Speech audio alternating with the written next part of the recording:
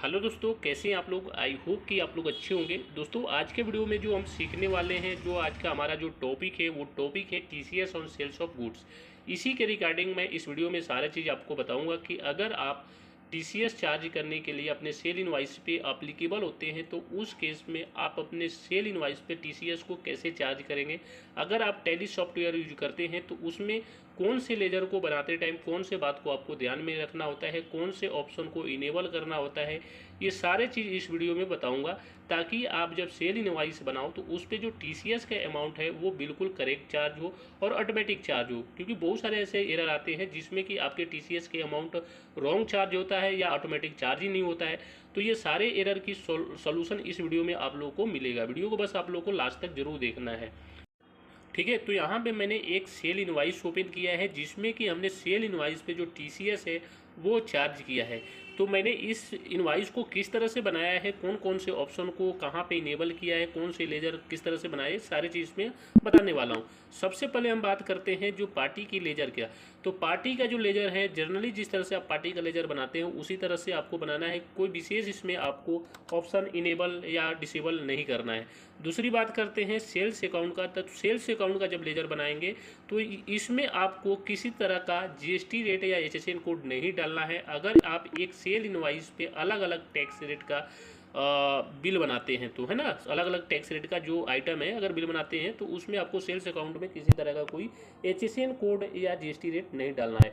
आपको आइटम में HSN code और जीएसटी रेट यहाँ पे डालना है अगर एक ही इनवाइस पे अलग अलग आइटम का अलग अलग जीएसटी रेट का अगर आइटम का बिल बनाते हैं तो, ठीक है ना। ये चीज़ आपको क्लियर हो गया। उसके बाद बात करते हैं यहाँ पे टैक्स की कि सी जीएसटी, ए जीएसटी और आई जीएसटी का जो लेजर होगा वो आपको बनाते टाइम कौन कौन से बात को आपको ध्यान में रखना है। सबसे पहले बात करें यहाँ पे हम सी जीएसटी की। अगर लोकल हम सेल कर रहे हैं तो सी जीएसटी और ए जीएसटी चार्ज कर रहे हैं, तो इसलिए हमें यहाँ पे सी जीएसटी के लेजर बनाते टाइम क्या ध्यान में रखना है आपको। सी जीएसटी अंडर में ड्यूटीज एंड टैक्स डालते हैं। उसके बाद जो टैक्स टाइप है हमारा वो कौन सा है, सी जीएसटी, ठीक है। उसके बाद यहाँ पे नीचे हमने परसेंटेज में यहाँ पे 0% रखेंगे। 0% क्यों रखेंगे, क्योंकि हमारा जो आइटम है सेल इनवाइस को जो इनवाइस है उसमें अलग अलग टैक्स रेट का आइटम का हम बिल बनाते हैं एक ही इनवाइस पे, है ना। तो इसलिए हम टैक्स की जो लेजर बनाएंगे उसमें किसी तरह का कोई भी जीएसटी रेट जो है वो नहीं डालना है, ठीक है। चाहे सी जीएसटी हो, आई जीएसटी हो या एस जीएसटी हो, इस तरह से आपको बनाना है। उसके बाद बात करते हैं TCS on sales of goods की बात ना। जो टीसीएस जो चार्ज करना है आपको जब टीसीएस का लेजर बनाएंगे यहाँ पे, तो हमने यहाँ पर लिखा है टीसीएस 2024-25, है ना। एक 2024-25 हमने फाइनेंशियल ईयर डाल दिया ताकि इसे हमें पता रहे कि हमारे कौन से फाइनेंशियल ईयर में टोटल कितने टीसीएस कटा हुआ है। तो हमने यहाँ पे टीसीएस 2024-25 अंडर में हमने डाल दिया ड्यूटीज एंड टैक्सेज, ठीक है। टाइप ऑफ ड्यूटी में डाल दिया हमने अदर, यहाँ पे डालना है। यहाँ पे किसी तरह का आई जीएसटी या सी जीएसटी या जीएसटी नहीं सिलेक्ट करना है। उसके बाद यहाँ पे परसेंटेज ऑफ कैलकुलेशन, यहाँ पे आपको जो टीसीएस का परसेंटेज है 0.1% वो यहाँ पे हम डाल देंगे। मेथड ऑफ कैलकुलेशन यहाँ पे ऑन टोटल ऑफ सेल्स, यानी टोटल जो सेल इनवाइस पे जो है उस पर हमें यहाँ पे चार्ज करना है, ठीक है। इस तरह से आपको लेजर को यहाँ पे सारी चीज ऑप्शन को इनेबल करके इसको कंट्रोल ए के साथ यहाँ पे सेव कर देंगे। अब यहाँ पे देखेंगे कि दिक्कत क्या आती है।